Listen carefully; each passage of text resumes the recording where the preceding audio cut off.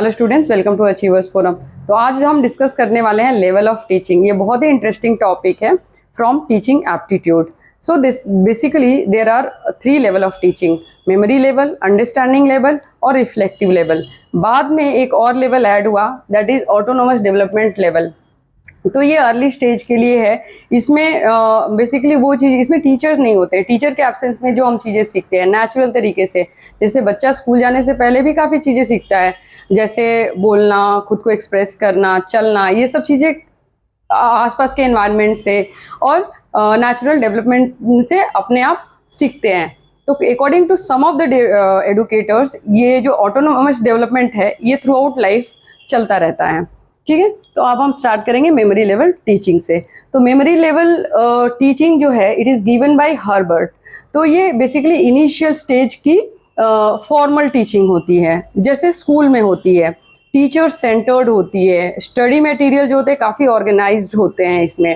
तो और rote learning, memorisation, ये सब चीज़ें इसमें रहती हैं। फॉर एग्जांपल स्कूल में जब कोई बच्चा जाता है तो उसको रोट लर्निंग ही तरीके से ही उसकी पढ़ाई होती है, जैसे अल्फ़ाबेट से याद करने और स्पेलिंग से याद करने, नंबर्स, काउंटिंग, टेबल्स। तो ये सब मेमोरी बेस्ड लर्निंग होती है। इसमें जो होता है, लर्नर पैसिव होता है, टीचर सेंट्रिक होता है। लर्नर सिर्फ जो भी टीचर बोलता है उसको फॉलो करता है और उसके ऊपर ही उसके इवेल्युएशन होते हैं। तो इवेल्युएशन भी इसमें बेसिकली ओरल, रिटन, ऐसे बेस्ड होते हैं और बार बार उस चीज़ों को रिपीट किया जाता है, बार बार याद कराया जाता है।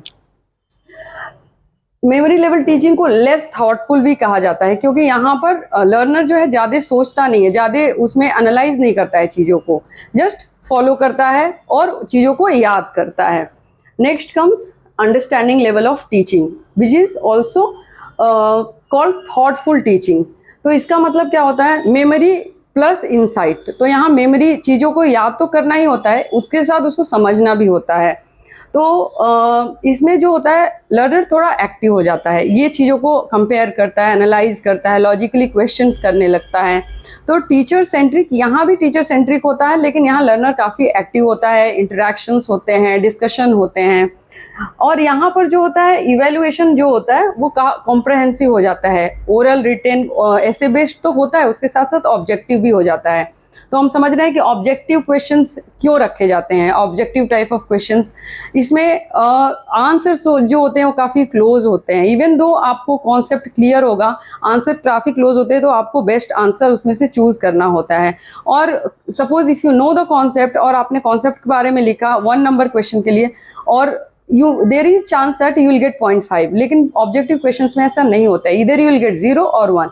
तो यहाँ पर रिस्क टेकिंग एबिलिटी भी टेस्ट होती है और शार्पनेस भी टेस्ट होती है।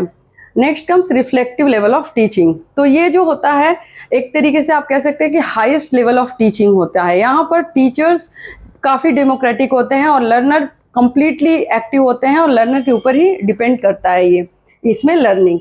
तो इसमें इसको मोस्ट थॉटफुल भी कहा जाता है। और ये हायर क्लासेस के लिए होते हैं, मतलब हम स्टेप बाय स्टेप ही जा सकते हैं। अगर हम रिफ्लेक्टिव लेवल टीचिंग को लोअर लेवल में, स्कूल लेवल में, ग्रेजुएशन लेवल पर करें तो वो अप्लीकेबल नहीं होगा और सक्सेस भी नहीं होगा।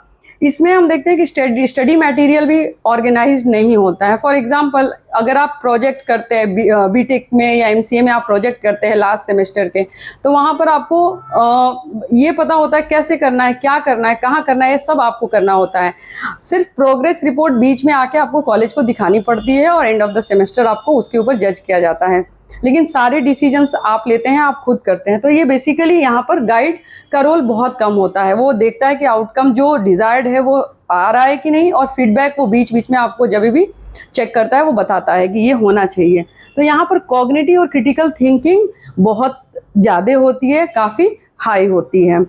तो ये है हमारे 3 लेवल्स ऑफ टीचिंग। हम इसको रिलेट कैसे कर सकते हैं? जैसे हमने मॉडल ऑफ टीचिंग किया हुआ है, तो हम उससे भी इसको रिलेट कर सकते हैं।